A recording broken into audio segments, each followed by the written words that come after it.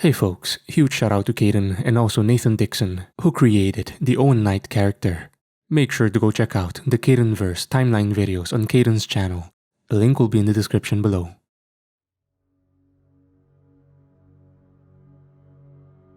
It was given many names. Some called it the Dark Dawn. Some called it the Reaping. Some called it the Day of the Lazarus. All of these are accurate in one way or another. But they don't capture what that attack really was. It was the beginning of the end for us. The end of the world as we knew it. I was in Rome when it happened. I'd been part of a small team tracking a bioweapon that had been one of 720 deployed all over the world. The bioweapon was something we dealt with before. A demonic mutagen known as Lazarus. What said Lazarus does is change people into grotesque, monstrous predators. We had a 4-man unit in Rome. We had traced a canister containing to the city through an underground arms trading network. Aisha was a lightbender whose native home was Tokyo. Takeshi was her older brother. She was also technically the Grandmaster of the now-destroyed temple in Southeast Asia.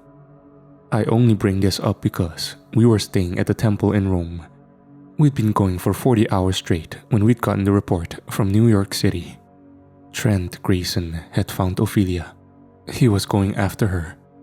We'd gotten a deadline to find the canister too. Midnight, New York time, which was like 2 hours away. Trent was already on the ground. We couldn't focus on that. We needed to find the canister. We knew that it used some low-level criminals to plant it.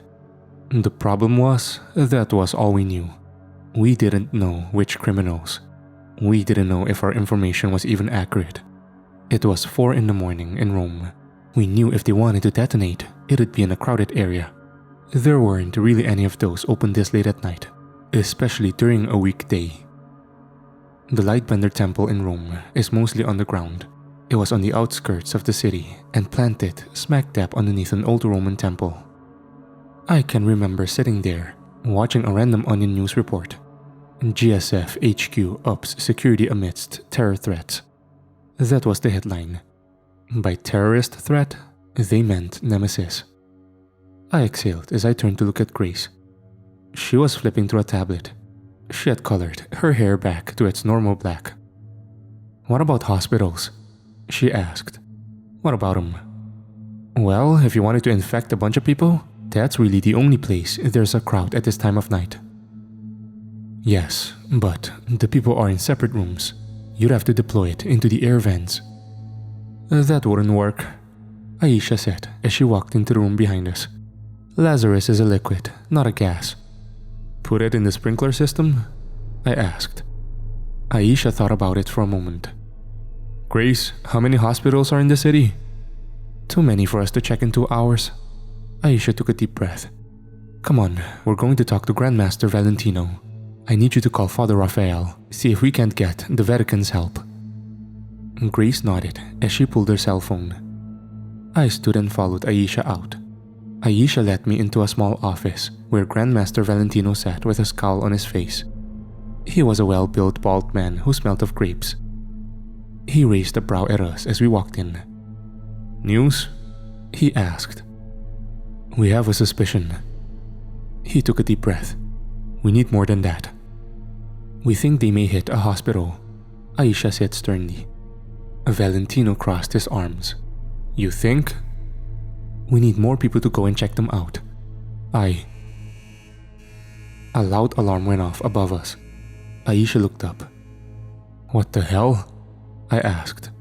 I turned and looked into a hallway where 2 lightbenders dressed in their white armor came sprinting past me with their weapons drawn.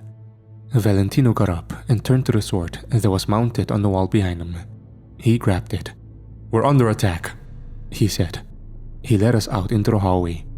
I could hear noises, mostly yelling. As I said before, the temple was mostly underground. The hallway led to an open corridor that contained a short stairwell leading into the above-ground temple.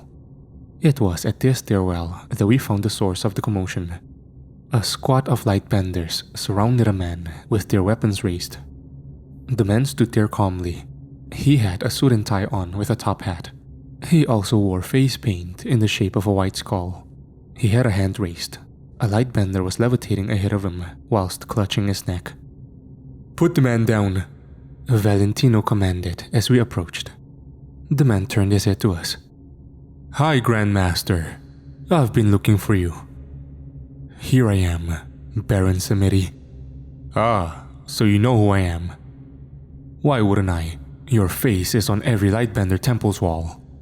"I'm flattered." "You have some nerve showing up here, my friend," Valentino said. Samiri shrugged. "It's not nerve. It's simply a job." Samiri waved his hand. The Lightbender levitating was bent backward almost 180 degrees at the waist. The Lightbenders opened fire with their crossbow-like blasters. Yellow beams of energy filled the air, but they seemed to phase through Samiri like he wasn't even there. He raised a hand, and an unseen force ripped the blasters from the hands of the Lightbenders around me. A Lightbender to his left engaged with a glowing dagger. Samiri caught him by his wrist, then his body spontaneously combusted. The man screamed loudly before his body turned to ash and crumpled to the floor. The whole room stopped. I could see their faces marked with trepidation. Everyone had second thoughts about stepping to this man. Everyone except me. I raised a hand, and a swath of black flames came forth. Samiri smiled as he raised a hand. The black flame swirled around him before consuming another 2 Lightbenders that were just a little too close. My eyes widened. Samiri adjusted his coat and then shrugged. He was still surrounded. He'd killed at least 12, including the man outside, and hadn't even broken a sweat. "You Lightbenders pride yourselves on killing gods, but you're awfully bad at it." He snapped his fingers. Above both hands appeared 2 skulls. Skulls with runes carved into them. Runes that were glowing a purplish color. "Get down!" Aisha shouted as she tackled Valentino to the ground. The skull's eyes began to glow purple, before unleashing energy beams that cut down almost everyone in the room. I dropped down and dodged the onslaught. The beams zipped around. Several Lightbenders were cut to pieces. I charged forward, but the beams clipped me. Now, I'm the son of an archangel. He may have fallen, but he was an angel nonetheless. I was supposed to be powerful. I was supposed to be nigh indestructible. But when that beam clipped my chest, I found myself on my back, a burning sensation in my breast. I could hear screaming even though my ears were ringing. My vision was blurry, but I could see someone standing over me, a feminine figure. And then I could hear Grace's voice. I could feel myself being moved. Then came the sound of gunfire. GSF, no doubt. I blacked out. When I came to, Grace had her hand against my chest. Aisha was taking cover behind a door frame. She had one of the crossbow blasters in her hands. Takeshi was on the other side of the door. He was on a knee and firing rapidly. "Stay with me, Owyn. Stay with me," Grace pleaded. I blacked out again. When I came to, we were in a chamber of some kind. There was a lot of yelling happening. Aisha was kneeling over her brother. He was laying against the wall, his intestines hanging out of his stomach, his body still and limp. Aisha was crying. Grace was still standing over me. Come out, wherever you are," Samiri's voice called out. I blacked out again. I found myself in the void, an endless black ether stretching on for miles and miles. I knew what it was. "Samiri, huh? Yeah, he's crafty. What'd he get you with?" The voice of my father asked. "A pair of rune skulls. Only they were glowing purple and not red or yellow," I said. "That's because one belonged to Samyaza and the other belonged to the original body of Azazel," Lucifer said. He stood there in a neatly tailored suit. The sleeve on his missing arm was folded and stapled shut, and his hair looked clean and cut. I narrowed my eyes at him. "What?" he asked with a smirk. "You got yourself cleaned up? Where'd you get the money for a suit?" Lucifer smirked. "Vegas mostly. They call it Sin City for a reason." "Am I gonna die?" I asked. Lucifer shrugged. If you were, you'd be dead already. Don't get me wrong though, I wouldn't recommend getting hit by those again. I grunted under my breath. My mind was wondering what was going on in the conscious world.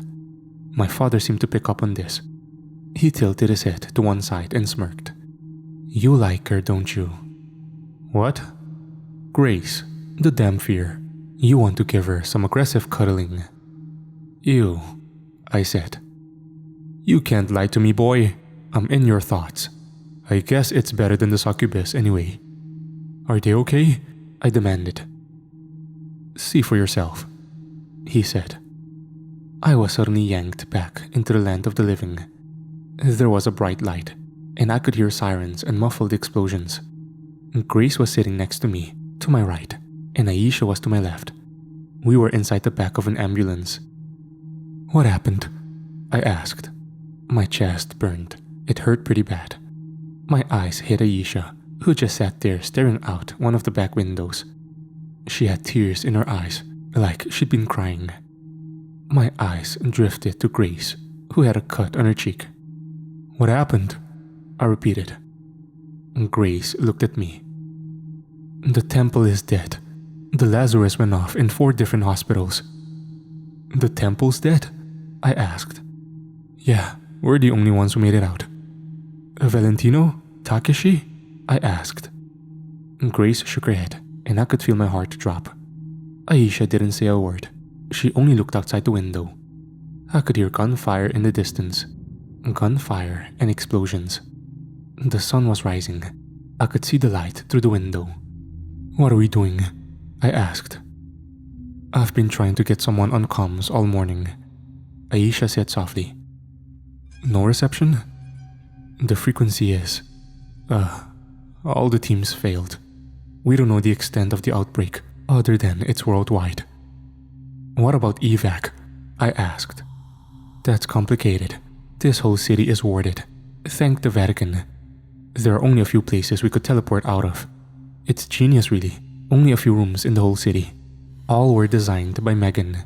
Warded just right to where we could use a teleportation cube. Where? I asked. The one next to St. Peter's Square would be our best bet. The temple had one, but it was crawling with GSF and that fucking rogue god, said Grace. I've never seen a rogue god that powerful, Aisha said. What did he want? I asked.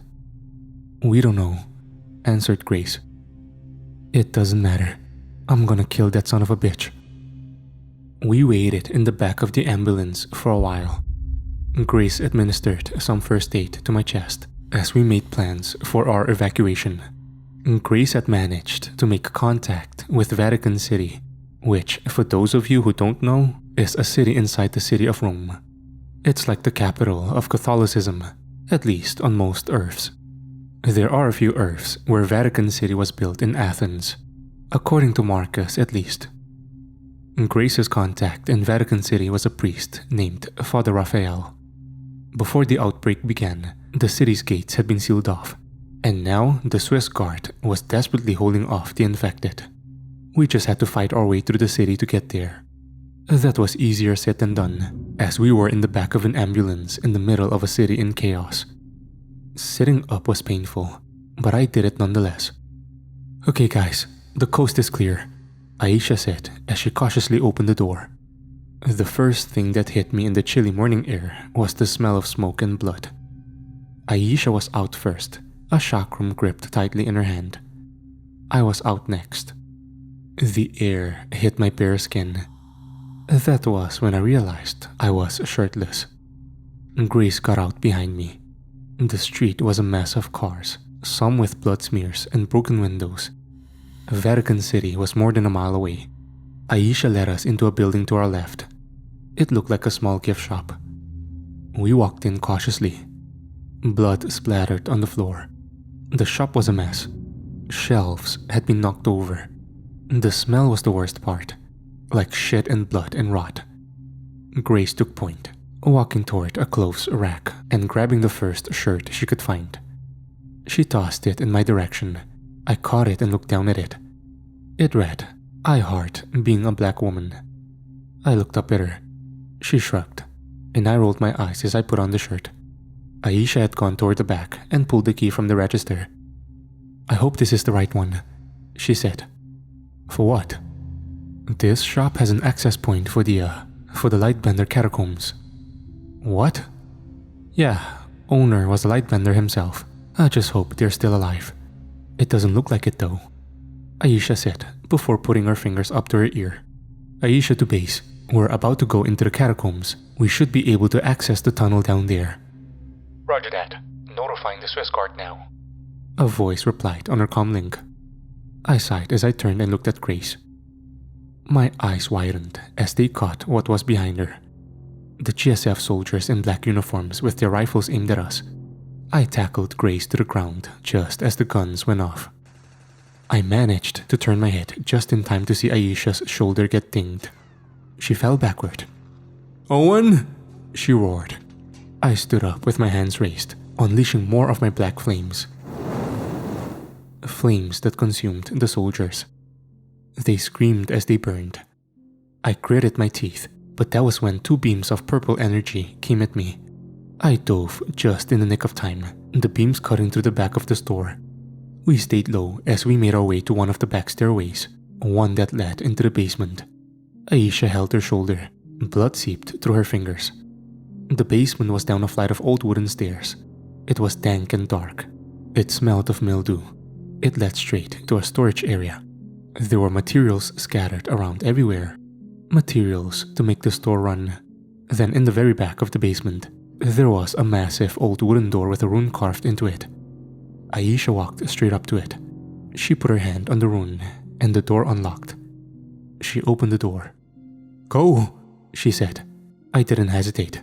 I walked through. Grace walked in after me. I turned back, waiting for Aisha to follow us. I looked behind her, only then seeing Sameri as he strolled down the stairs. My eyes widened. Aisha smiled softly. "Follow the tunnels to the right. They'll get you there," she said. Then she shut the door, locking Grace and me in the catacomb. "No!" I screamed as I slammed on the wooden door. But the moment I touched it, a jolt of energy sent me flying backward into a wall full of skulls. A warning, no doubt. I got up slowly. Grace grabbed my arm and led me down the hallway. The catacombs were long, with walls lined with human remains for thousands of yards. We followed them in silence, and neither one of us said a word. Eventually, the catacombs ended at a barred door. We stopped at it, and I reached out to touch it, but Grace slapped my wrist away. "It's warded," she said. I groaned under my breath as I noticed it. The small runes written on the black iron bars. "Shit," I grumbled. Beyond the door was a long corridor, one that led to either the left or the right. For a moment, I wondered if we had gone the wrong way. But that was when I could smell it. Someone's minty aftershave. There was a flickering light to the right.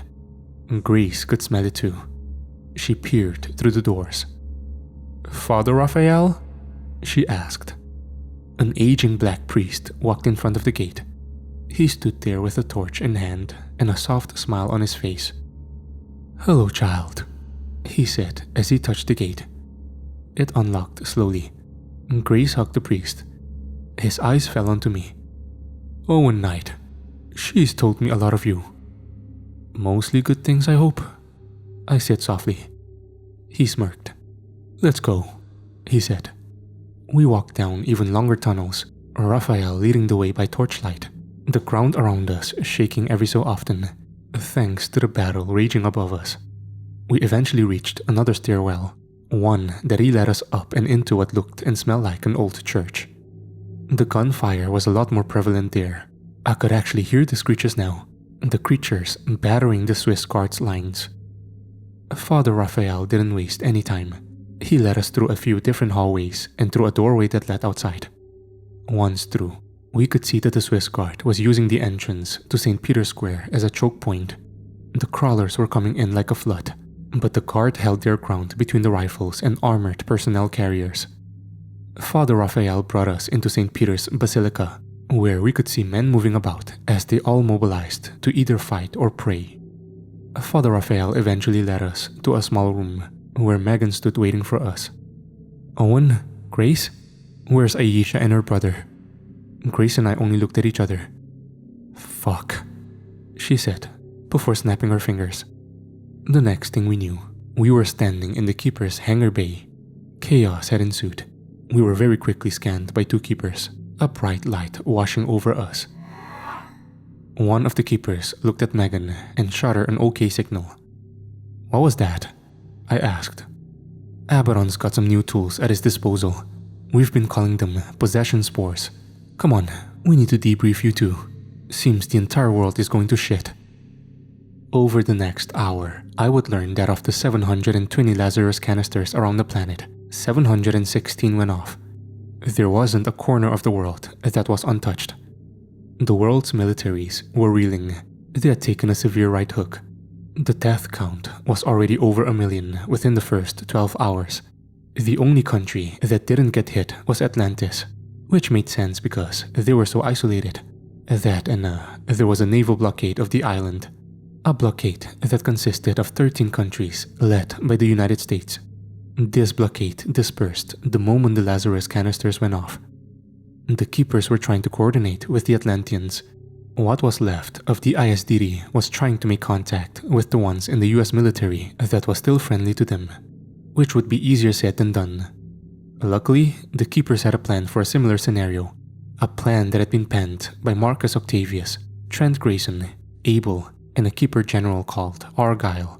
They called it the Doomsday scenario. They'd planned for a massive scale outbreak after the Battle of Crawford. The problem with the plan currently is that it involves coordinating with the governments of the world. Governments that hated the ISDD at the moment. The plan was actually relatively simple. It involved setting up shielded safe zones around the infected areas for survivors, and then hammering the infected with military assets. The evacuations would be the hardest part, especially without the lightbenders. That was another conversation altogether. After the briefing, I found myself standing next to a healing pot, the unconscious form of Trent Grayson floating in a pool of Omega serum. I felt awful for the man. He'd lost his wife. He was forced to kill her in order to stop the Lazarus. Forced by my brother. Forced by Abaddon. Then Abaddon detonated the Lazarus anyway. I found myself standing next to Marcus. He was conscious for a few minutes earlier. He even typed us a note. Marcus said sadly. "What'd it say?" Marcus sighed. "You should have let me die. I know what it's like to lose family in a cruel manner like that. I can't have him give up. Not now." Marcus said as he turned and looked at me. "Why not give her the Omega serum?" I asked. "She's half god. It only works on humans. That and I could see his eyes glance away. "And what?" I asked. "Abaddon stole her soul." "What? Does Trent know?" I demanded. "No, not yet." David had told everyone what happened in hell, about the torture boxes, the rebellion, Abaddon. "He's gonna want to get her back," I said. "We can't, not until we deal with the current state of the world," Abel said as he approached us. He looked down at Trent for a moment. He seemed sad. Then he turned to Marcus and I. "I need you to take the 9th to ISDD HQ. Gabriel is coming too," he said. "Why?" Marcus asked. "I want them on standby. I'm willing to bet that Abaddon plans to make more moves, planet-side. We need to be ready." Marcus sighed. "I'm on it." Marcus snapped his fingers and vanished. Abel then turned his attention to me. "Come with me. We have an assignment for you."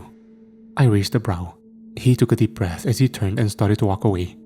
I followed closely. He led me into the command room, where we found Michael, Ken Sullivan, and General Argyle standing around a table that had a holographic projection of the Keeper Moon base displayed. They were going over defensive battle plans. As I approached, Michael turned to me. He didn't smile. "Hey kid," he said softly. "I was told you had an assignment for me," I said. He eyed Abel for a split second before looking back to me. I do. I didn't say anything. I only watched him. We're sending you after your father. I tilted my head to one side. Why? I asked. Because if we don't get to him, your brother will. We need all the help we can get. I sighed. Lucifer? Help us?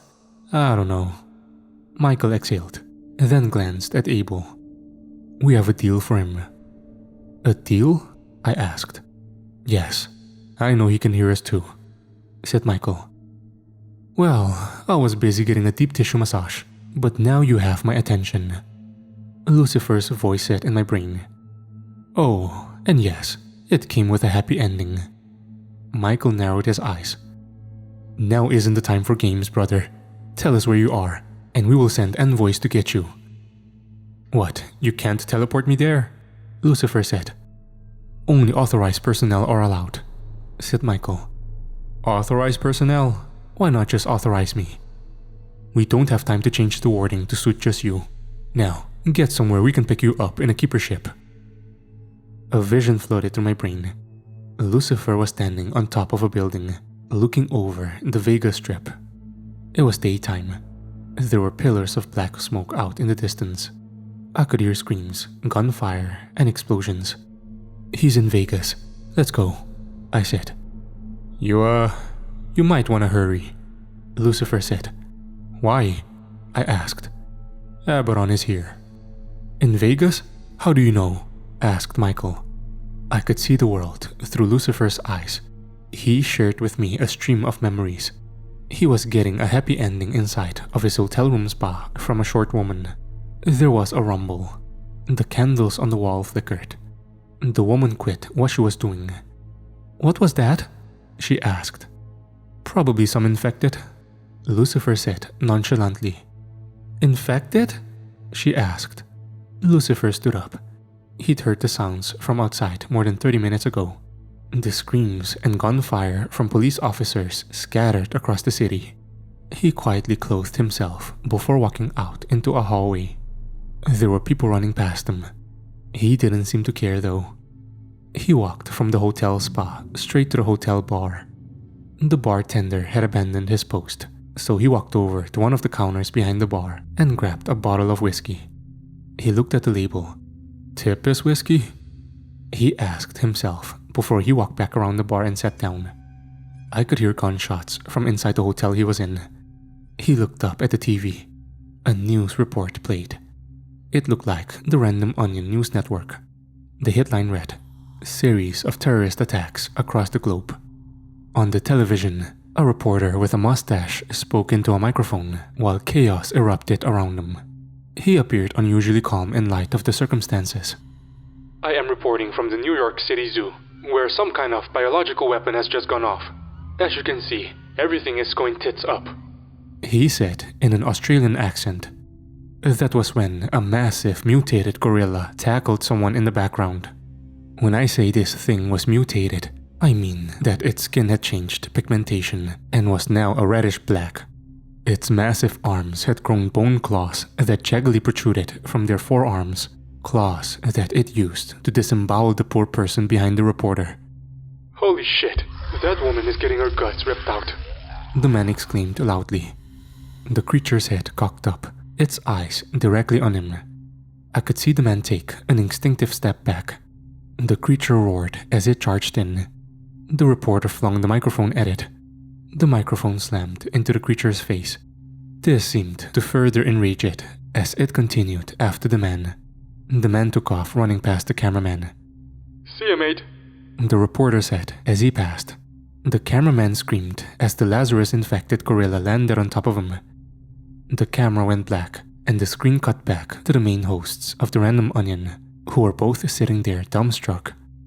Lucifer took a drink straight from the bottle, then spit the whiskey out onto the floor. This is disgusting, he said. There was a sudden screech to his right. He looked over. A Lazarus crawler was charging up the hallway.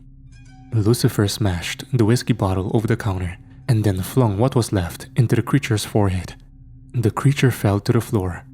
Lucifer sat there for another moment or two. Then came the voice. "Father, I see you're enjoying yourself." Lucifer turned to see none other than Adrian Stein, standing across the bar. He was pouring a shot of another brand of whiskey, this one called Fat Man Whiskey. He slid the shot over to Lucifer, who looked at it. I could feel Lucifer's unease. "This is much better. Tippis whiskey is, not worth the money. The humans pretend to like it. Makes them feel sophisticated." Lucifer took the shot, then scoffed. "This is a lot better," Lucifer said. Stein stared at him for a moment. "So, what brings you to Sin City?" Lucifer asked as he put the glass down. "You already know, Father." "Do I? Tell me." "You had every opportunity to escape the prison the humans put you in, but you just never did. Why?" Lucifer shrugged. "It was better than being chained up next to your bedroom, listening to you and Lilith roleplay as Oedipus and his mother." I could see Stein's face twitch a bit. "You escaped hell, then came to Earth and created a new sun, one specifically designed to take Mother and I out. I'm not sure if I'm hurt or flattered." "Well, I'd say it wasn't personal, but I'd be lying," Lucifer said with a shit-eating grin. "Fair enough," Stein said. Lucifer stared at him for a moment. The air in the room was tense. "I never asked you, even during all the years I served Gehenna at your side. Why did you rebel?" Abaddon asked. Lucifer sighed. "I don't know. Maybe I was pussy-whipped. Maybe the rules put in place didn't make sense. Maybe your mother really did get inside my head. Maybe what she and Amonu were saying started to make sense. Or maybe it was just raw pride. I started a civil war in heaven. I got what I deserved." Lucifer sat there for a second. "So, are we gonna keep at it with the chit-chat? Or are we gonna do this?" Lucifer asked. Stein took a breath. He lunged forward, but Lucifer snapped his fingers. He vanished, finding himself on the same rooftop he was at now. He had been up there for a few minutes, but he knew Stein would find him quickly. "I'll go," I said. "Angelica will have a ship coming in right behind you," Abel said. I nodded, and then snapped my fingers. I was suddenly on the same rooftop as Lucifer. He still stood on the edge, watching as the city burned below.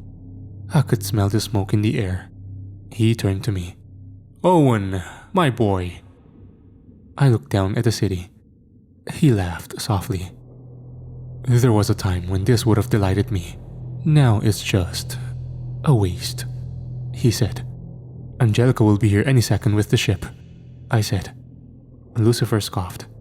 There was movement behind me. I could smell the sulfur as I turned. Stein stood there with his hands in his pockets. "Owyn Knight, brother, we finally meet," he said. I summoned the Twilight Blade and ignited it with black flames.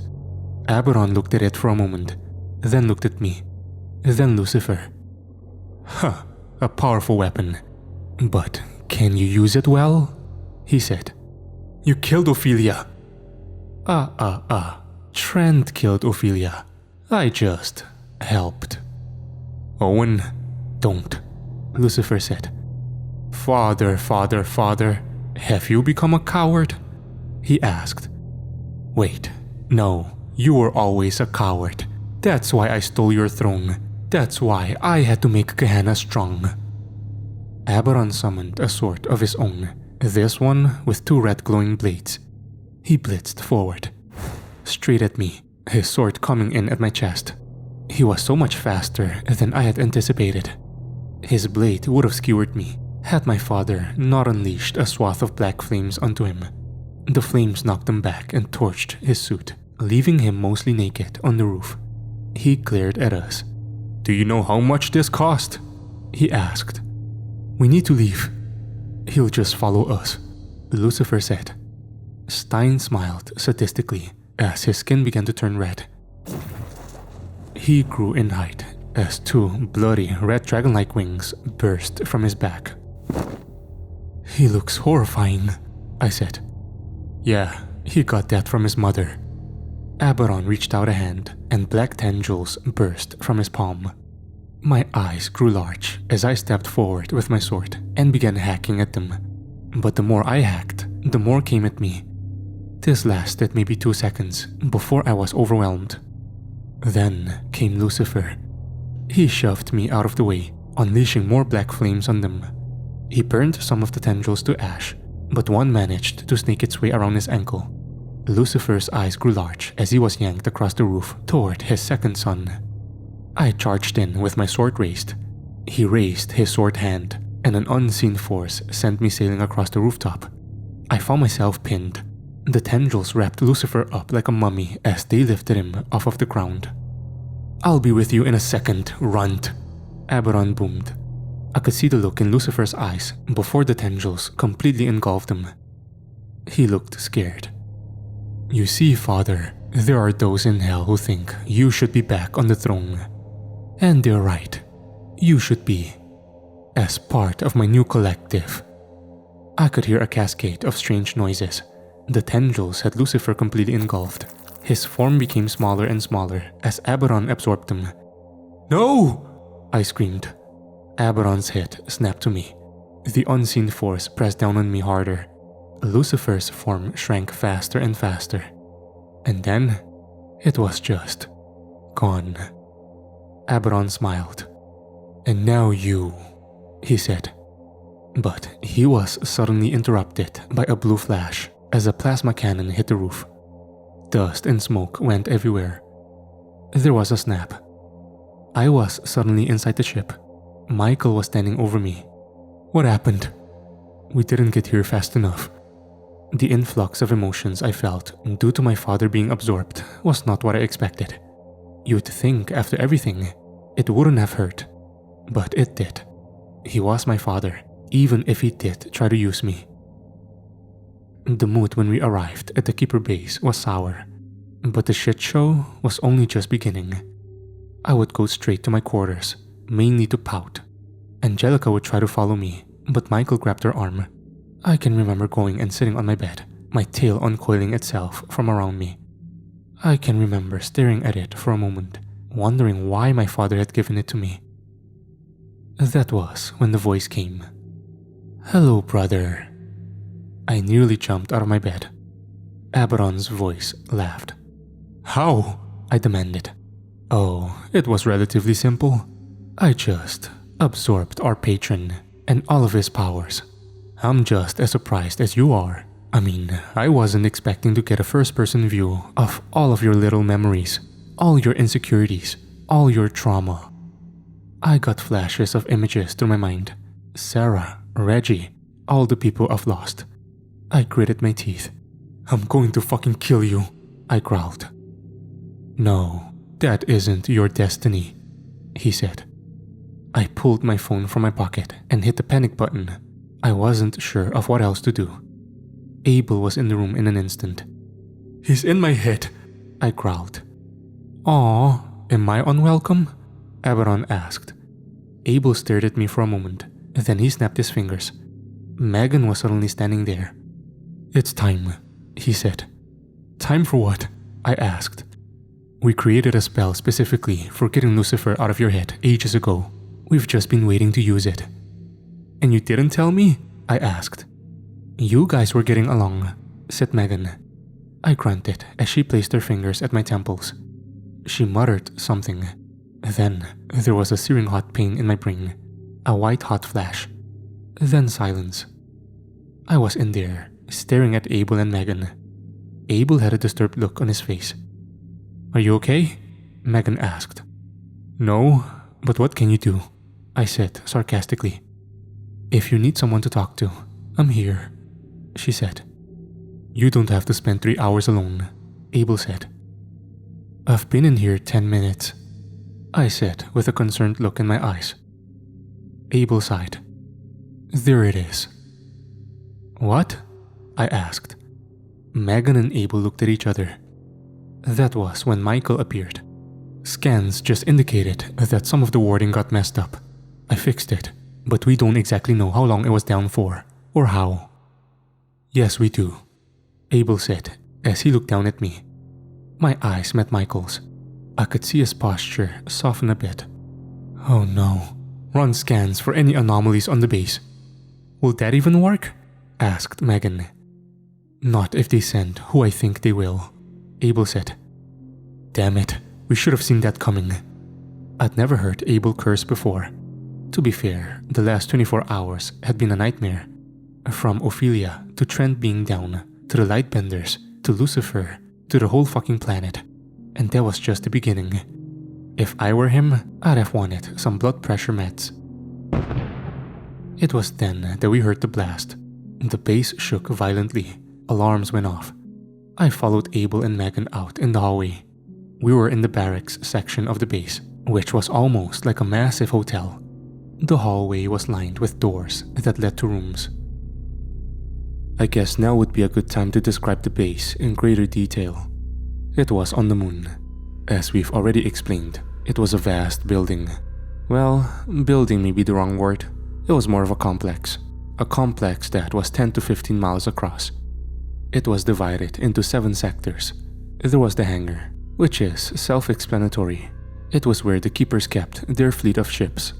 Then there was the shield generator bay, which was a sprawling room with several computers that controlled 2 different shields, one of which was around the entire moon, the other of which surrounded both the moon and Earth Prime.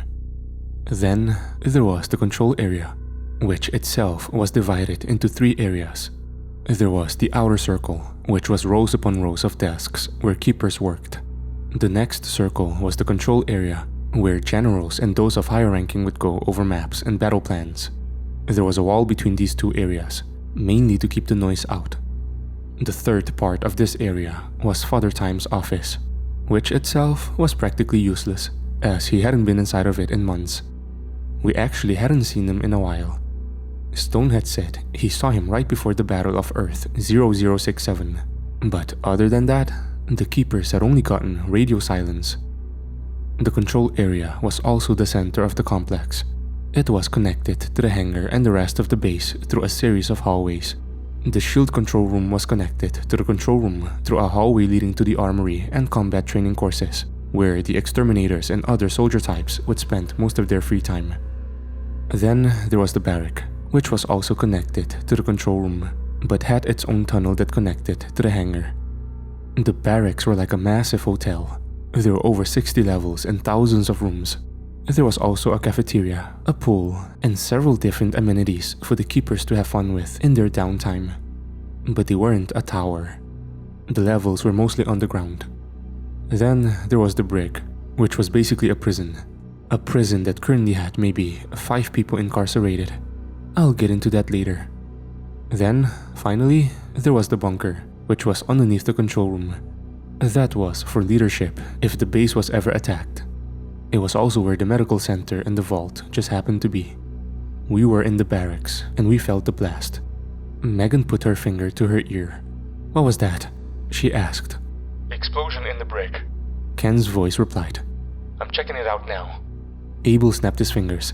He and Michael were suddenly gone, leaving Megan and I standing in the hall, where I could hear a door opening to one of the adjacent rooms behind us. Out stepped Chad, who was buttoning up his pants. The hell is going on? This is General Argyle. Report to your defensive positions. I could see Chad's eyes widen.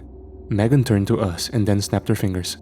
We arrived in the control command room right as David and Wukong had entered.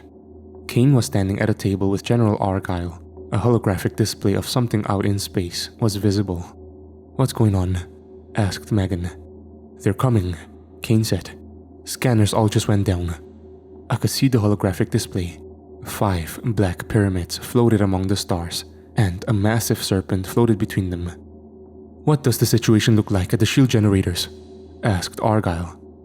Nothing yet, Abel's voice replied. That made me breathe a sigh of relief. Our defenses were still up. Then came Ken's voice. It's a fucking bloodbath here. Cells are empty.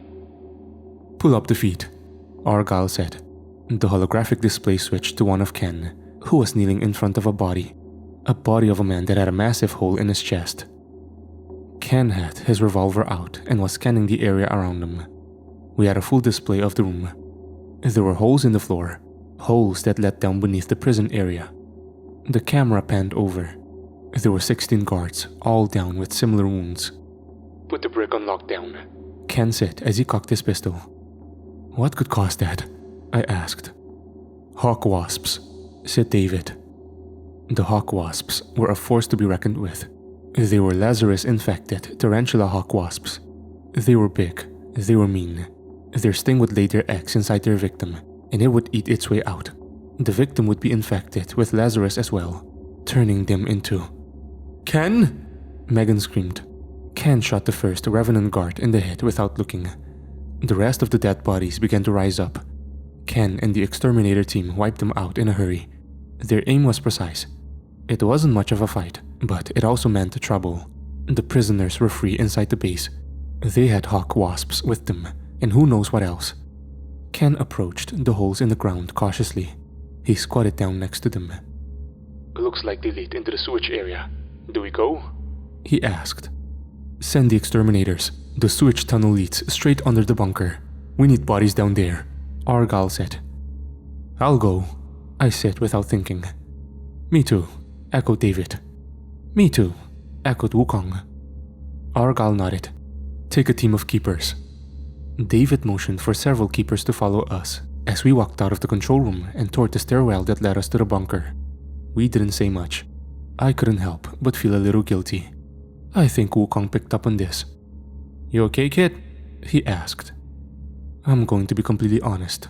Wukong scared the shit out of me at first. There was something unnerving about an anthropomorphic monkey walking around. He couldn't even disguise himself as human. But he grew on me eventually. He was always kind. He was also way into anime for some reason. He and Chat had become good friends. I'd hear some of their conversations while we were on the ISDD base. They were both always under the impression that we were just characters in some kind of creepy, overstuffed, and kinda convoluted internet story with too many characters and worlds to keep track of. They also like to get kinda high together too. But you know, whatever. Well, my dad died, and my brother took my body for a joyride and messed up the warding around here, which directly led to the situation we're now in. I feel some way about it, I said. None of it's your fault, David said from the front. I know, but we still should have seen it coming. We were met on the lower level by Michael Grayson and Loxley. Mike had been there watching over his brother, and had taken Trent's son back to the ISDD base. The bunker was a maze. It had a hospital, quarters, a command and control room. It was a mini base in and of itself. Loxley looked at Wukong. What's the status report? Asked David. Wukong's guys are clearing out the admin side. We have guards posted up at the hospital and command center. Double the guard there. It may not be active at the moment, but you can still access the shield controls there, David said. What about Trent? You don't think he's a target? I asked. David and Wukong looked at me. Aberon launched an entire operation just to fuck with that man, I said. David and Wukong both looked at each other, then at Mike. Take us to Trent's room. Mike led us through a series of hallways until we reached the medical bay. The medical bay was around the size of a small grocery store, maybe around the size of a CVS. There were several rows of healing pots lined up there. Trent was in one that was placed in one of the back rows. There were 3 exterminators stationed in the room. We walked past them as we entered.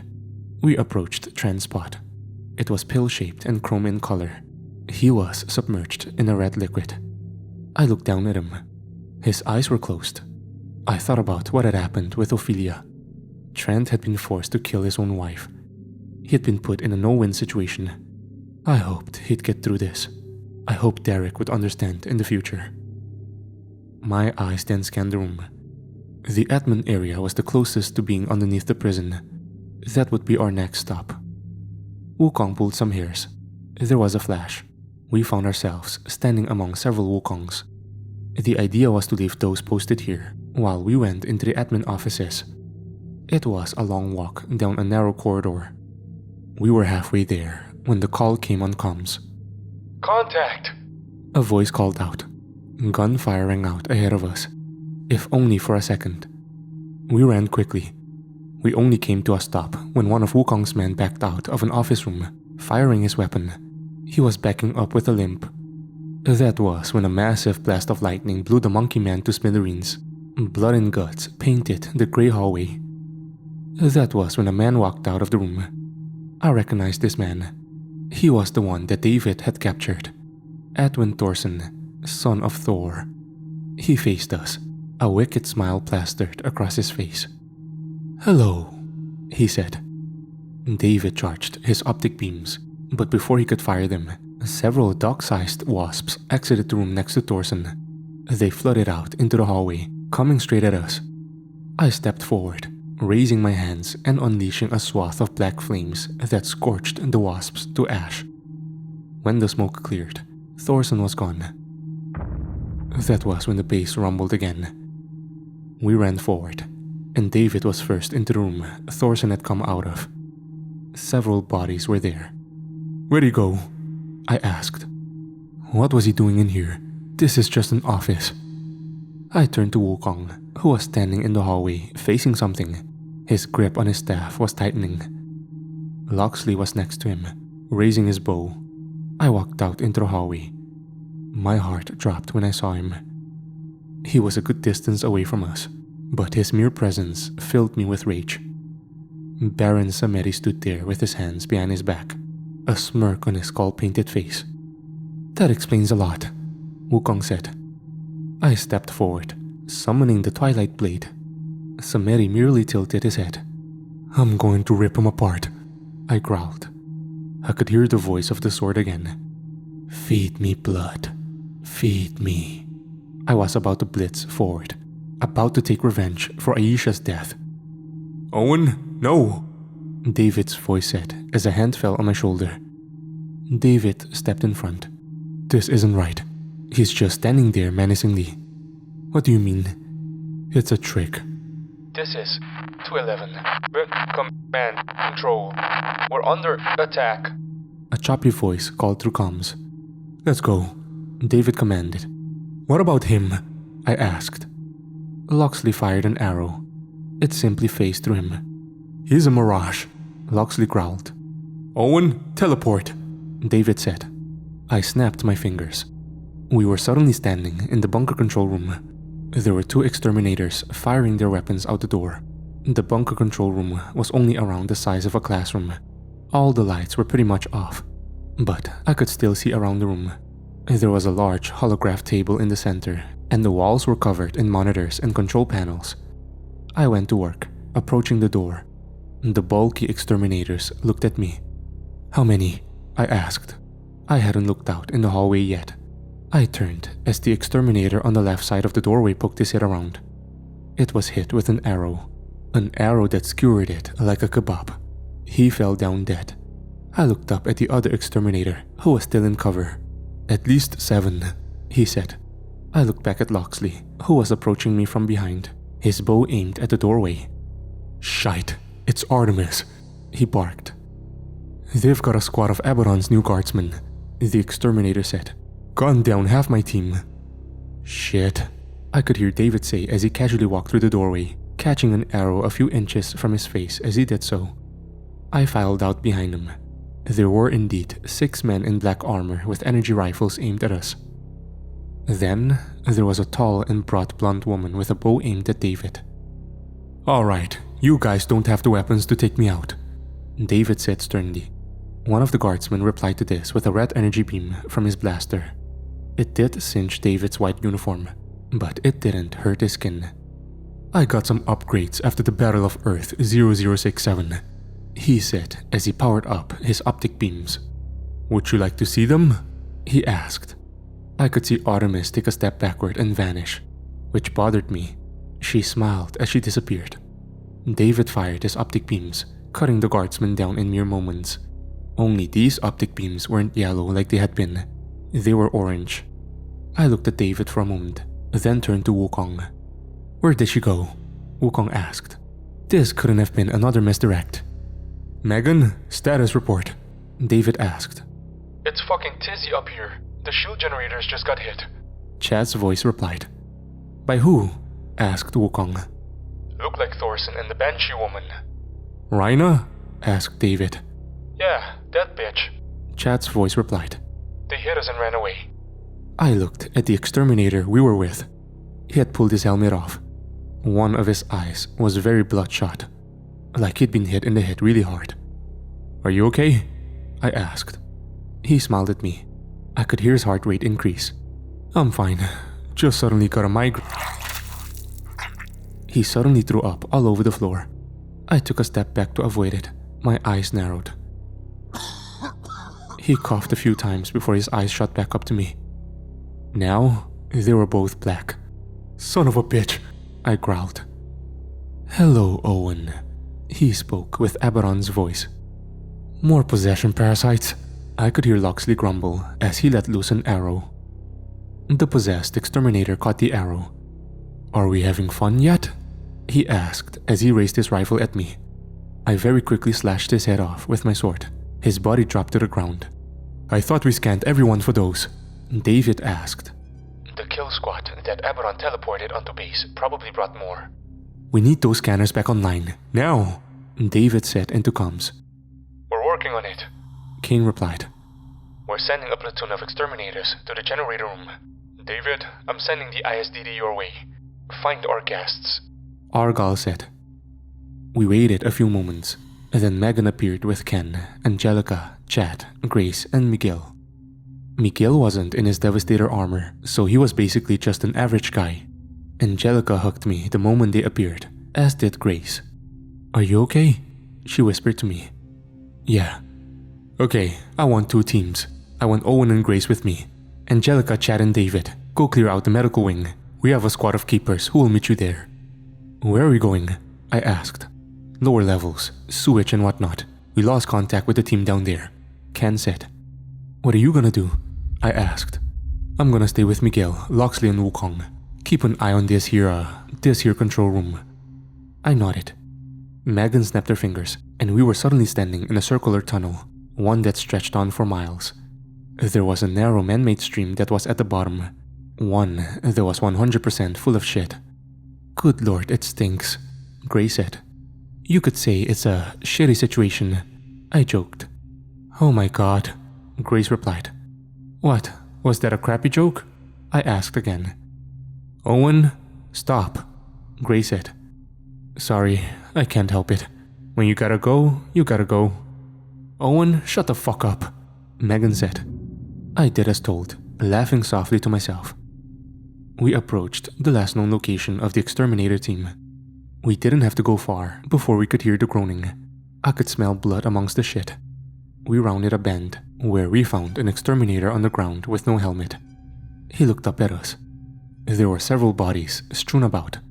Not just exterminators, but some guards, maintenance, and admin people as well. Several of which had massive holes in their chests, like something had broken out from them. "Kill me," the exterminator begged.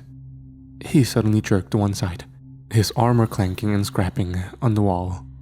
I knew what was coming. I could hear his flesh tearing under his armor. I moved Megan out of the way and roasted the man. He and the wasp inside of him were burnt to a fucking crisp. "We need to burn the rest of these bodies," Megan said. Guys?" asked Grace. Megan and I turned to her. She pointed up to where there were multiple holes in the ceiling, ones that we knew would eventually lead to the admin area. We burned the bodies and made our way up into the holes. They were narrow tunnels that looked like they had been created by blaster fire. They did indeed lead to the admin area, in particular a small office where we found a few more bodies, these ones of Wukong's men. "Hey Ken, we're in the admin area just like we thought." We exited out into a familiar hallway, walking right past where Samiri's Mirage had been. Have you found anything? Ken asked. "No, what about David's team?" Nothing in the medical bay so far. Do you think they're up top? I mean, they made it to the shield generator. They teleported to the shield generator. I put a warding up to prevent that. The only way they're gonna take the shields down is here, Megan said. "Unless one of those possession parasites is in one of the exterminators," I said. "Even so, they're posted right outside. Abel is back in there and inside. Anyone who comes in is gonna get wiped out." We walked down the hallway, keeping our eyes peeled for anything out of the ordinary.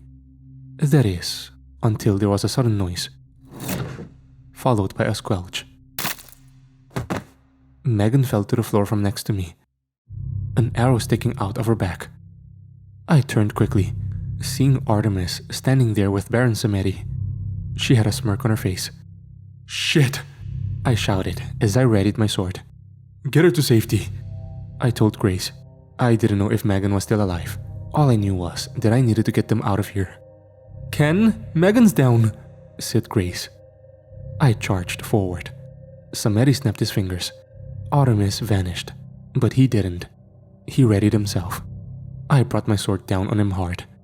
He sidestepped, and I could feel an unseen force push me. The force was strong, but I was only knocked off balance. I readied myself again, raising a hand and blasting him with black fire. He again redirected it, smiling as he did so. I roared in frustration as I prepared to swing my sword again. But before I could do it, he had summoned those fucking rune skulls. My eyes widened as the purple energy beams came at me. I snapped my fingers, vanishing and reappearing behind him, bringing my sword down hard on his head. But the sword seemed to phase through. A mirage? No, there was no way. I heard his voice sound off to my left. I turned. He stood there with both rune skulls ready. The beams fired. I didn't have time to teleport. I lifted my sword. It blocked 3 of the 4, the last one hitting my shoulder and knocking me back into the office. My shoulder burned. I got to my feet. Samedi entered the office with a sadistic smile. "I have a gift for you," he said as he snapped his fingers. A third skull was suddenly hovering over one of his shoulders. "Do you recognize her?" The runes on the skull suddenly started to glow white instead of purple. My eyes went wide when I realized who it was. Ayesha. I could feel the rage building in my soul. Flashes of everything that had ever happened to me passed through my mind. Sarah's death, Reggie's death, Jess, Ophelia, my father, now Megan. I could hear the sword speaking to me. "Yes, feel the rage." I could feel the skin suddenly tear on my back and forehead. The eye on all 3 skulls powered up and blasted me. I was sent through the office wall and into another room. All I could see was black, but not in the way you think. 2 black feathery wings had shielded me from the blasts. They had taken the brunt of the damage. I could see Baron Samedi at the hole in the wall that my body had created. Upgrades," he said. I blitzed forward at him, moving faster than I ever had, slashing with my sword. But again, it was a mirage. Samedi had vanished. I stood there for a moment, completely enraged.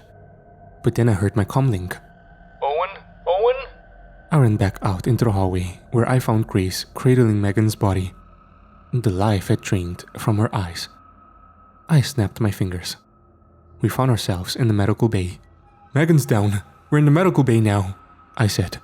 Not even a second later, Ken and Abel were there with us. Abel knelt down over the witch. I couldn't hear a heartbeat. He looked up at Ken and shook his head. I could hear Ken take a shaky breath. "Well, I do have some good news. She might be a witch, but she's still completely human," Abel said as he snapped his fingers. Both he and Megan vanished. Ken's eyes widened. "What do you mean by that?" I asked. "Omega," he said as he looked down at us. I looked back at Grace, who was staring at me with wide eyes. "What?" I asked. You have wings?" Yeah, I do." "And horns?" "What?" I asked as my hands felt my forehead. Sure as shit, there were 2 long and unusually smooth obsidian horns there. The sound of gunshots rang out from the area of the control room. Ken snapped his fingers. We were suddenly standing in the control room, where we found Loxley holding a bullet wound in his shoulder. Miguel was tied up on the floor. His eyes were an inky black as he strained and grunted. Wukong held him down. My eyes scanned the room, where they found the control console for the shield had several bullet holes in it. "What happened?" "What do you think?" asked Loxley. Ken approached Miguel and tapped him on the forehead. Miguel went limp. "He shut down the fucking shield and destroyed the computer." "And you didn't notice?" asked Ken. "Are you serious? We were watching the hallway," Loxley barked. "It wouldn't have happened if you didn't leave," Loxley added. I could see Ken's hand twitch, like he wanted to draw his gun. "Guys!" Wukong barked. That was when David's squad arrived again. "What happened?" "Shields are down. The control panel down here is broken." "We already have them back up," Argyle's voice said. The main control panel was up top. There was one in the shield generator room and in the main command center. They'd have to pull some crazy shit in order to take it out. "It isn't just about getting them back up. Who knows what they got through when they went down," Ken said. "That and some areas up here. The shields only prevent things from space from teleporting in. The warding is what keeps unauthorized teleportation from Earth out. If anyone can fuck the warding up, it's him. We're probably growing stragglers by the minute," I added. "So we need to take him out," said Ken. "Not only that, but there's a good chance he has every rogue and mercenary that GSF has left. That means Artemis, Thorson, the Crow." "The Crow?" asked Ken. "He's the one that killed Valentine.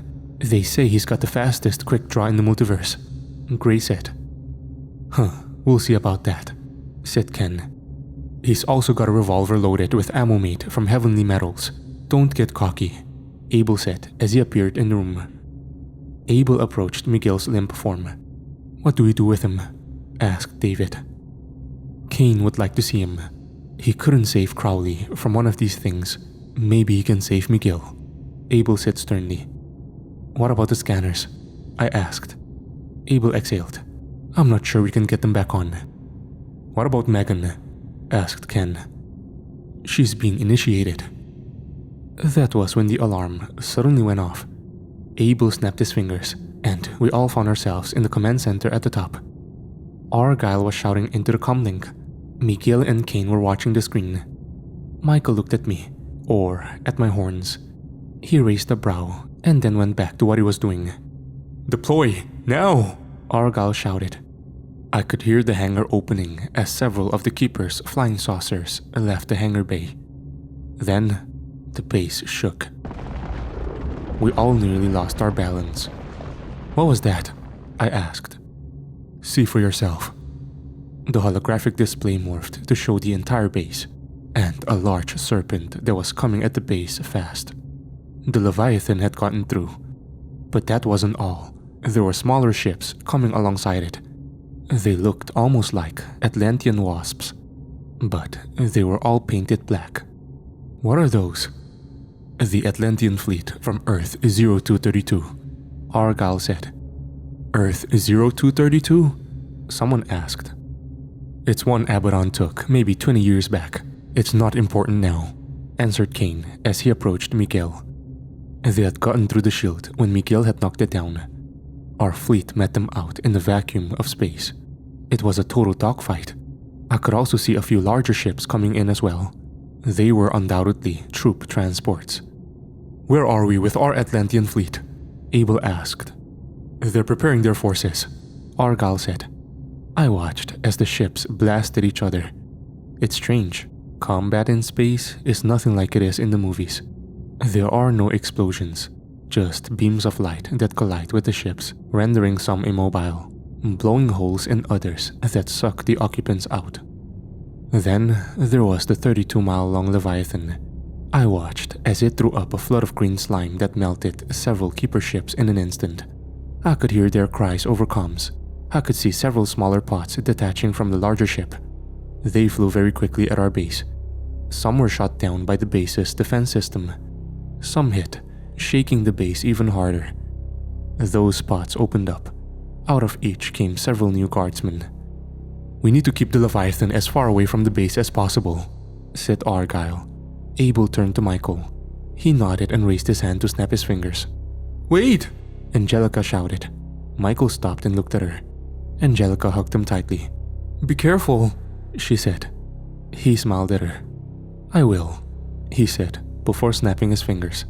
He appeared in front of the Leviathan with his lance in hand. He was so small compared to the beast, it barely noticed him, thundering on by as it still came toward the base. He reared back and launched the lance. It hit the miles-long serpent hard enough to knock it off course. It turned its head and glanced at the Archangel. It noticed him now. I wish I could have stayed to watch the fight, but we had another massive issue. Enemy soldiers had landed at various points on the moon base. They would undoubtedly start blasting holes. While we had the warding up to keep everyone from flying out into space or suffocating, those soldiers would still need to be dealt with. Argyll knew this, as did Abel. I could hear the exterminators mobilizing around the base. Their clunky metallic suits weren't exactly stealthy. Command, this is Raptor 2. Raptor 4 is not responding to hails. It's just sitting in the hangar. Raptor 4, this is General Argyll. Respond, Argyll barked. Raptor 4, cowardice will put you in the brick. Raptor 4 was one of the keeper saucers. It was one of the final 3 that were still in the hangar. It was at the very back of the hangar. There were several keepers that were outside of the ship watching. That was when the walkway started to lower down from the underside of the ship. One of the keepers approached cautiously. Then, a cylindrical device came bouncing down. A device that was spewing a kind of green gas. The first keeper to breathe it in immediately reached for his throat as he gagged and choked, his body beginning to grotesquely mutate into a crawler. He wasn't the only one affected. Several of the other keepers in the area were all writhing on the ground. A squad of exterminators stormed in, gunning down a few of their own keepers, before a man appeared at the foot of Raptor 4's walkway.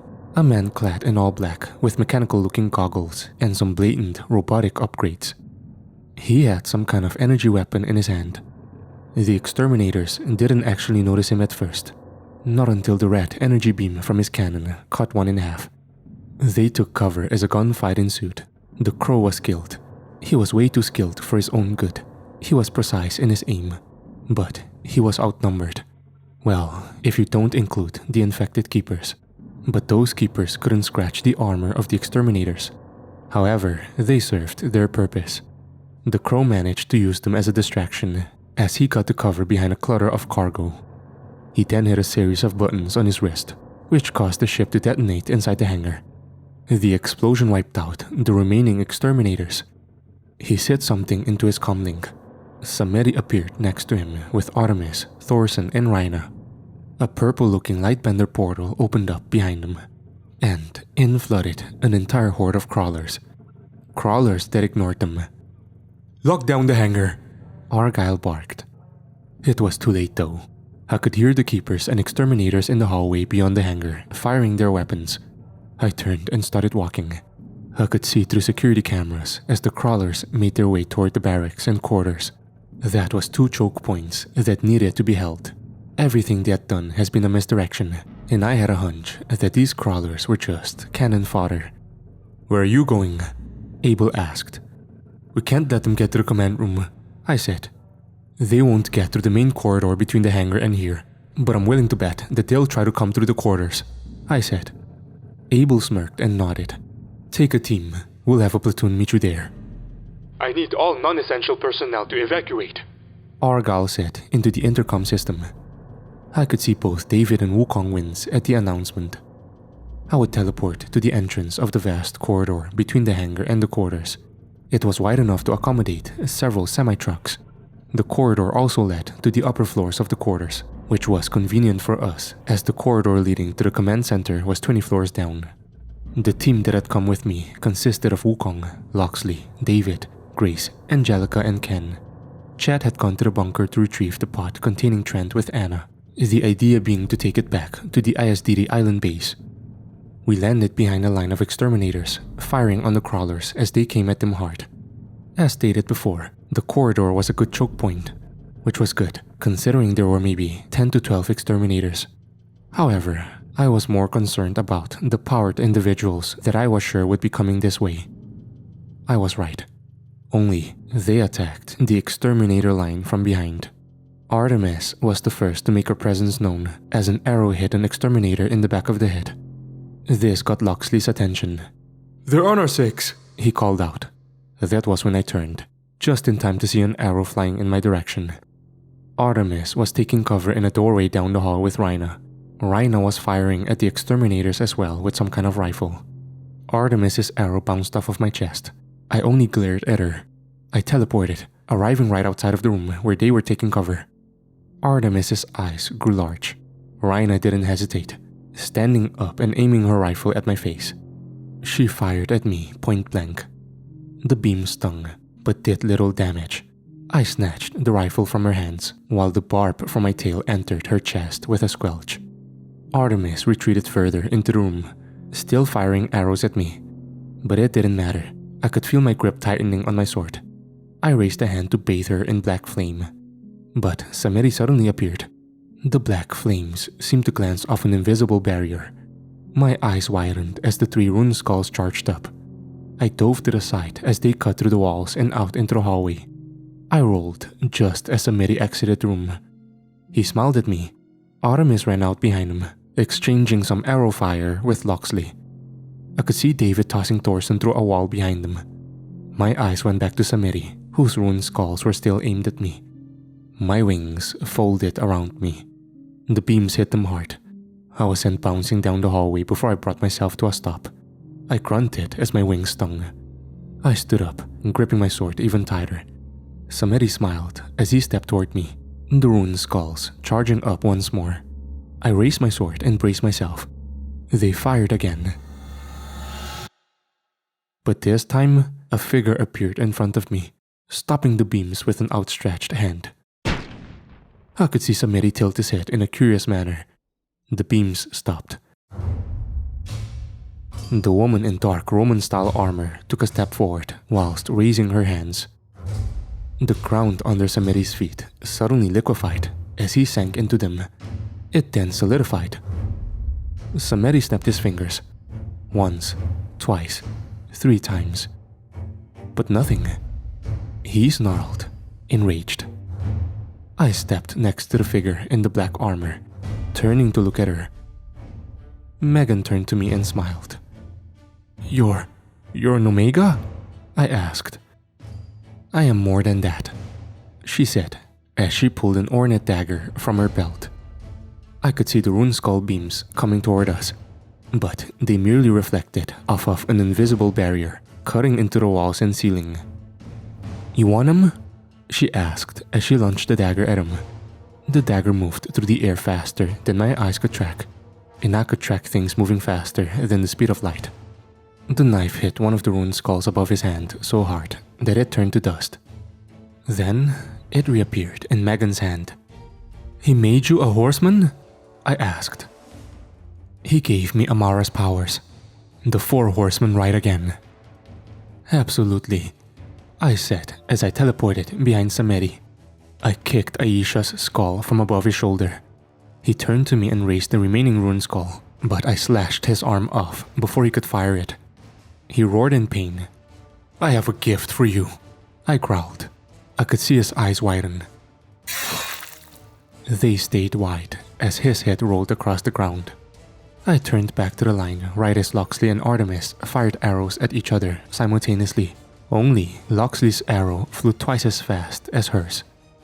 The arrows met mid-air. Loxley's arrow cut hers down the middle before making its way into Artemis's forehead. She fell down hard. This was followed by David tossing the battered and broken body of Thorson through the hole in the wall that their battle had created. The gunfire still rang out from the corridor ahead of us. I could see Ken over there gunning down the infected in droves. Grace and Angelica were assisting. Wukong was helping David tie up Thorson. Megan stood next to me again. There's one more, I said. The crow, Megan replied.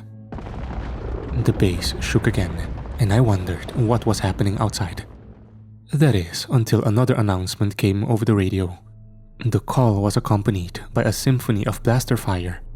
They're inside. Oh, thank God, Ken said as he approached us. Ken and Megan embraced. She kissed him softly. There was a mountain of crawler corpses in the corridor. A mountain high enough that the ones still coming had to squeeze between the top and the ceiling. The flood had become a trickle. Now, we needed to find other leaks to plug. We got most of them. We still have to find the crow though, I said. Agreed, said David. I think I might be able to help you with that. Abel's voice said on comms. Do you have a beat? Asked Megan. Yeah, he's in the medical bay having a gunfight with Chad. Ken vanished instantly. I teleported after him. We landed right behind the crow as he was firing at Transpot. He had Chad pinned down with dual submachine gun fire, There was also a host of dead bodies laying around. Most were medical staff and keepers, some were exterminators. I ignited my sword, but Ken stuck a hand out. Hey! He called out. The crow turned to us. It was then that I noticed Ken had his hand resting just above his revolver.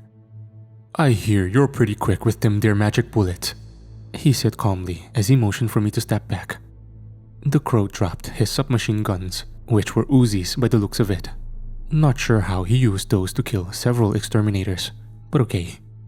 The crow dramatically pulled his trench coat back to reveal a chrome 44 Magnum on his hip. It matched the one Jamie used. I guess Stein had given them to privileged associates. The two eyed each other for a moment. Things grew real quiet as the crow looked at us from behind his mechanical goggles. Do I say go? I asked, breaking the silence. That was when they drew. Gunshots rang out. One hit the floor. The other. The crow's left eyeball. His head was turned into a fine mist. Ken holstered his revolver. Fastest gun my ass, he said calmly. The crow is down, I said into comms. Good. I need you and Ken to get transport out of. Abel's voice was cut off by the facility shaking again. Chad was already back on his feet. He was typing away at a keyboard on the side of the pod. The pod got dinged. I'm checking his vitals. He typed for another second or two. Okay, vitals are stable. Let's. Chad raised the pistol and opened fire on two new guardsmen that were entering the other side of the room. I could see Anna firing a rifle. The two new guardsmen fired energy-based weaponry. One red-hot blast nailed the pod. It suddenly shut down. No! I cried as I took off across the room. I cut down one guardsman with my sword while Ken shut down the next. Chad was punching the computer. There's no fucking power, he shouted. Can we open the damn thing? I asked. I don't know. We'd all gathered around the pot. Trent wasn't moving. His eyes were closed. That was when something strange happened. The liquid in the pot started to glow. Faintly at first. Then it started to get brighter. It was an emerald glow. One that grew brighter and brighter. Is he supposed to be doing that? Asked Ken. No, he is not. Chad said. Abel, we may have a problem, Ken said into comms. But we were only met with static. Something was going on up top. The liquid was glowing so bright now that it was almost blinding. We could all feel a surge of energy in the room. Then, suddenly, the top of the pot exploded. We were all sent careening back. I crashed into a few other pots. It took a moment for me to regain my senses. There was a green glow that emanated throughout the room. The room was also deathly silent. I got to my feet. That was when I saw him. Trent stood there, still in his undergarments. His eyes glowed a shining emerald, and his body seemed to vibrate. Trent? Asked Chad. Trent's head snapped in Chad's direction. The two stared at each other for a moment. I could see Ken to my right, his hand on his revolver. Trent's eyes met Anna as well. Trent? Asked Ken.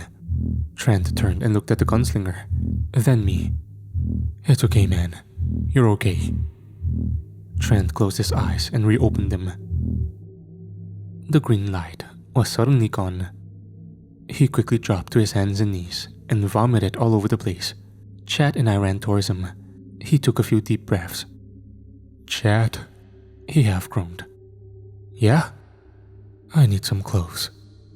Yeah, those underwear don't really suit you, said Chad. Trent didn't smile or smirk. He turned to me.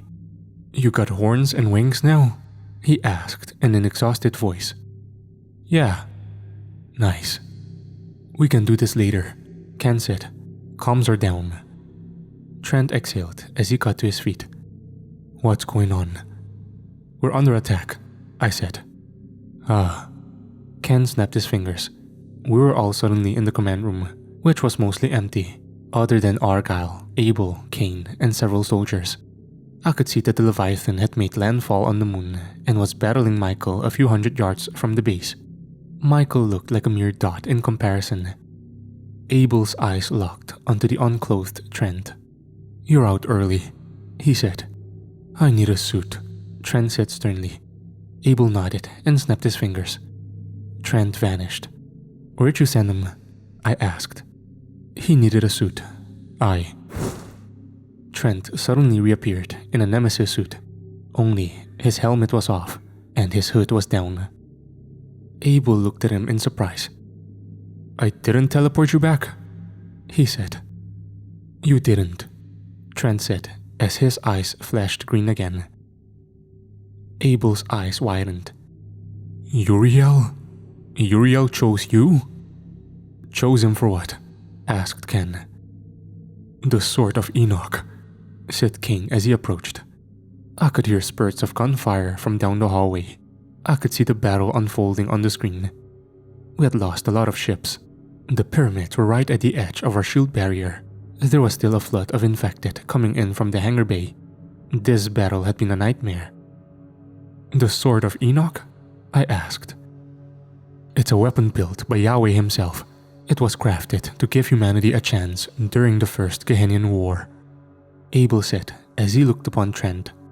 I wasn't sure if he was proud or intrigued. "It's strange," he said. "When Arthur wielded the sword, he had to physically hold the weapon. Even then, he couldn't use its full potential. It seems Uriel has put the sword's power inside of you. Why?" Trent exhaled. "We have to beat Abaddon. First things first, we need to kill the Leviathan. Then we need to destroy those pyramids," Argyle said. "Where are the Atlanteans?" asked Abel. "They're on the way," Argyle said. Abel shook his head, then turned to Trent and I. "Go, assist Michael in facing down the monster." Trent put his helmet on. I won't be able to breathe out there," I said. Abel sighed and snapped his fingers. Trent and I were suddenly standing outside. The first thing I noticed was that it was cold. Cold and ungodly silent. I tried to speak, but no air escaped my lungs. I turned to Trent. He was facing ahead of us, where Michael was unleashing a massive beam of light onto the Leviathan. The Leviathan reared back in pain.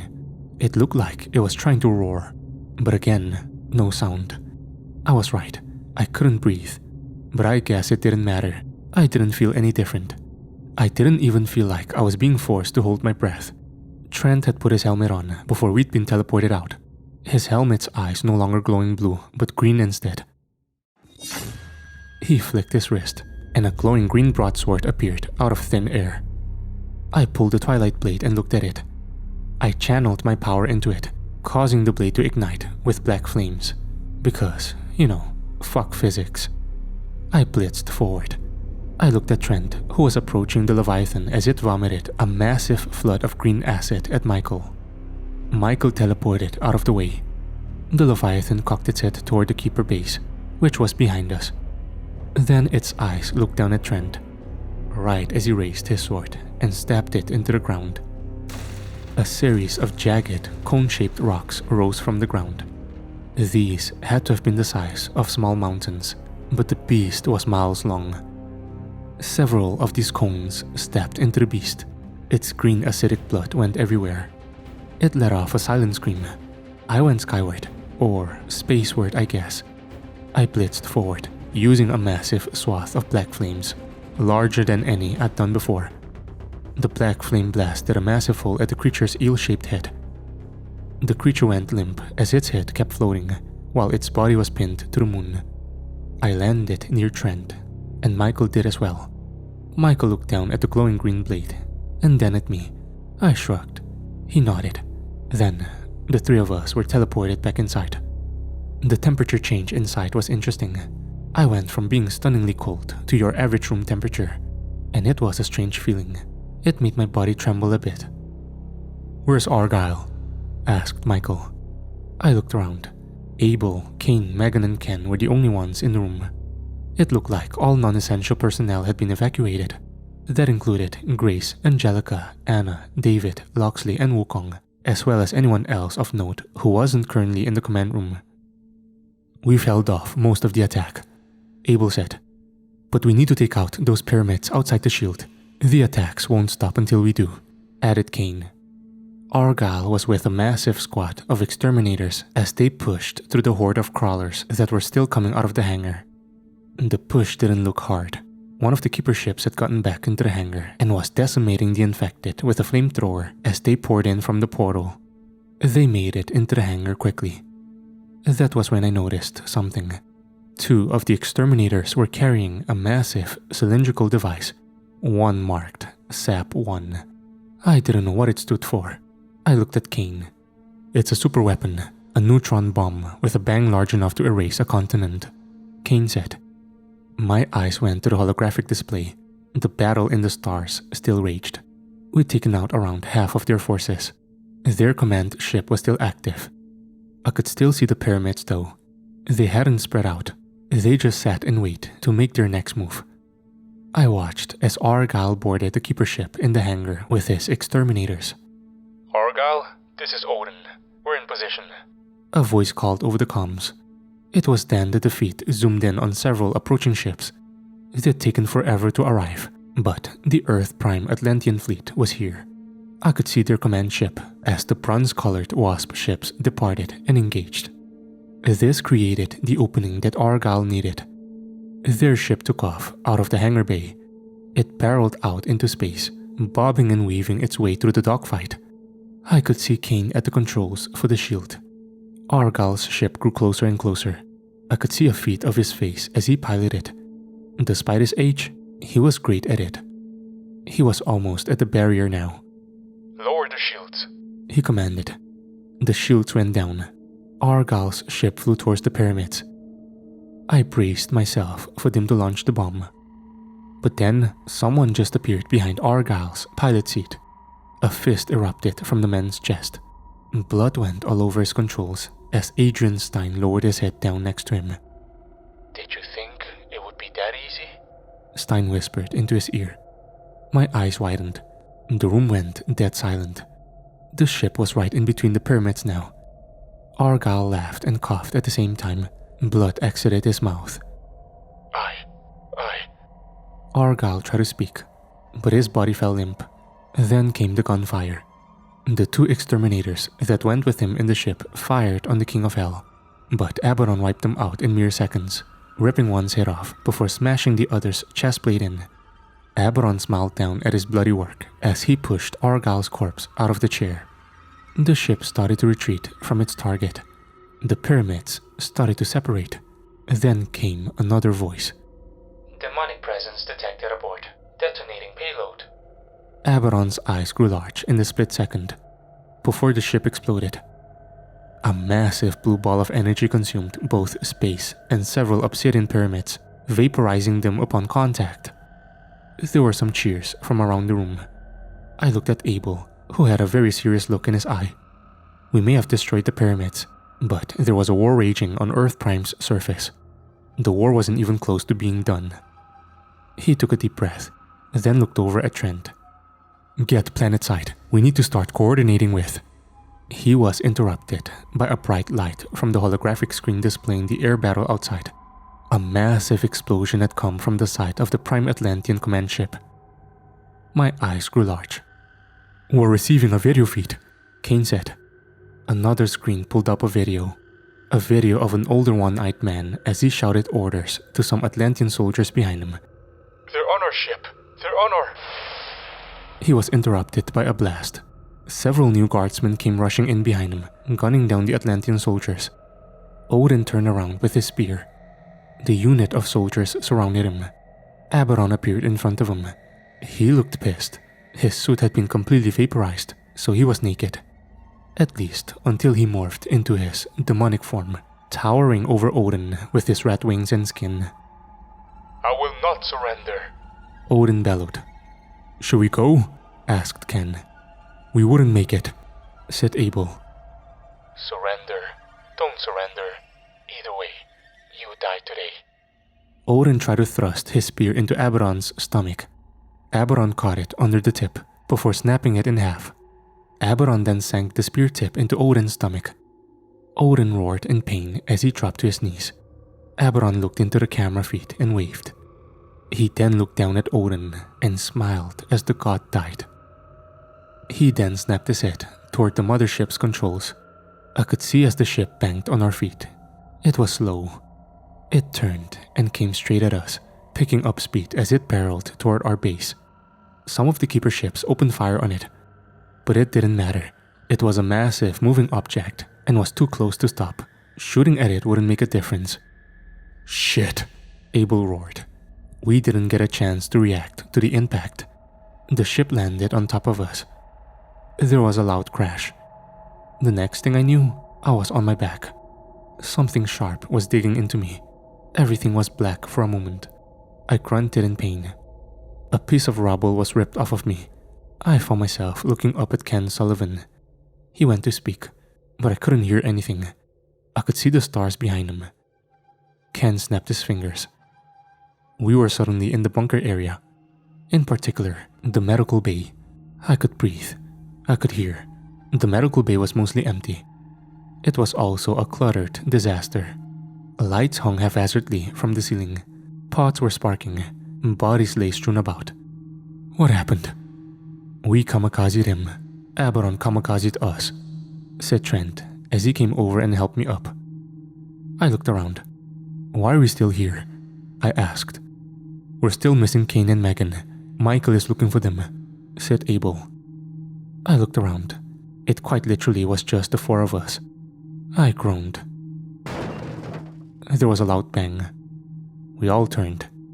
The doorway between the medical bay and the hallway that connected the bunker control room was suddenly kicked in. Aberon walked in, flanked on either side by several dozen of his new guardsmen. Ken raised his pistol. Trent summoned his sword.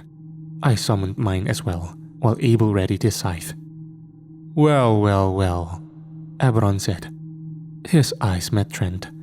Look at you, walking again. His eyes went to the sword. And with some upgrades. Shame you didn't have those to protect your wife. You can't beat us all, Abel said. Aberon shrugged. Maybe, maybe not. Ken pulled the hammer back on his pistol with a click. Aberon smiled as his eyes went back to Trent. You guys want to know something?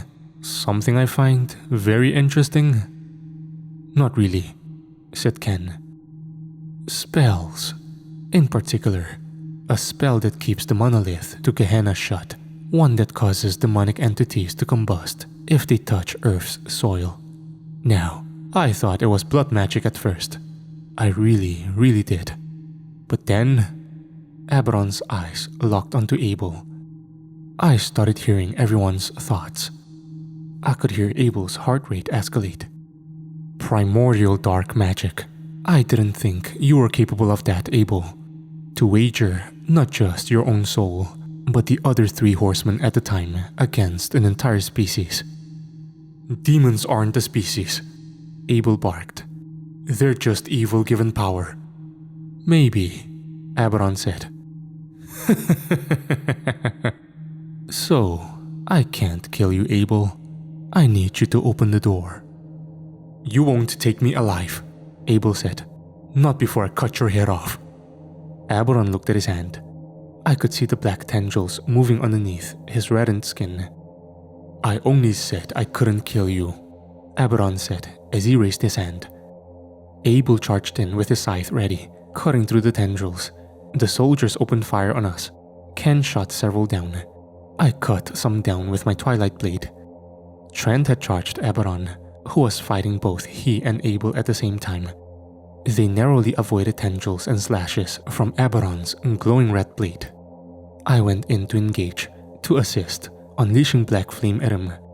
But he redirected it at Trent, sending Trent into a nearby wall before throwing his sword at me. The red glowing blade pierced my wing as it pinned me to another wall. Aberon managed to get a tendril around Abel's wrist. He chuckled. Ken raised a pistol at them and fired. But Aberon and Abel had vanished. I can remember my heart jumping into my throat. Shit! Trent shouted as he ran into the center of the room. Guys? I said as I gestured to the sword in my wing. Ken ran over to me. Find them, he said to Trent. Trent snapped his own fingers and vanished. Ken yanked the blade out with a squelch. It hurt. It hurt terribly bad. Then Michael appeared in the room with Megan and Kane. "Where are the others?" Michael asked. "Abaddon," I growled. Michael's eyes grew large. He looked at my wing.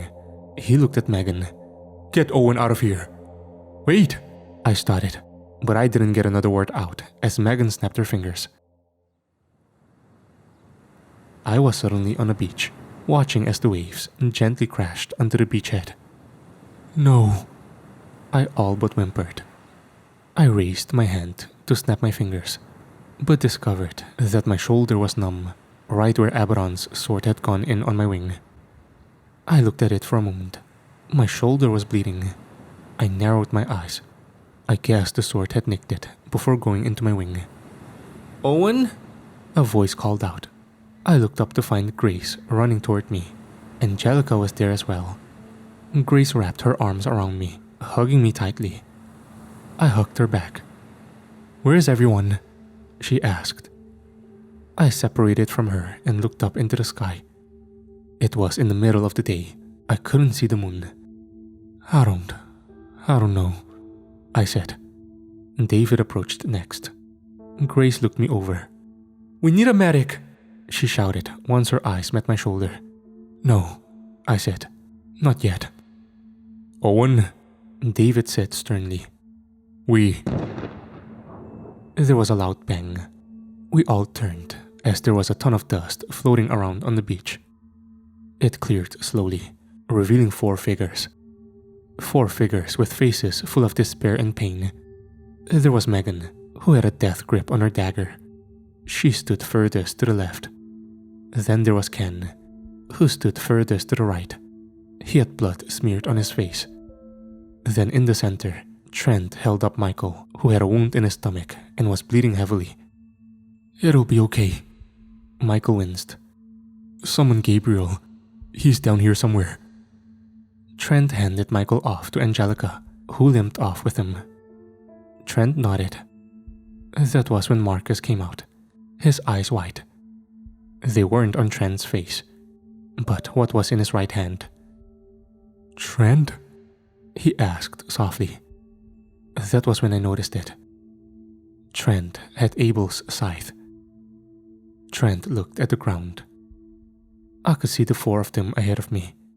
Trent, Marcus, Megan, and Ken. "Where's Abel? Where's the horseman of death?" asked Marcus. The entire beach went silent. A stinging silence that made my heart ache. We all knew the answer, but we didn't want to admit it. Then, finally, Trent spoke up softly, his grip tightening on the scythe. "He didn't make it."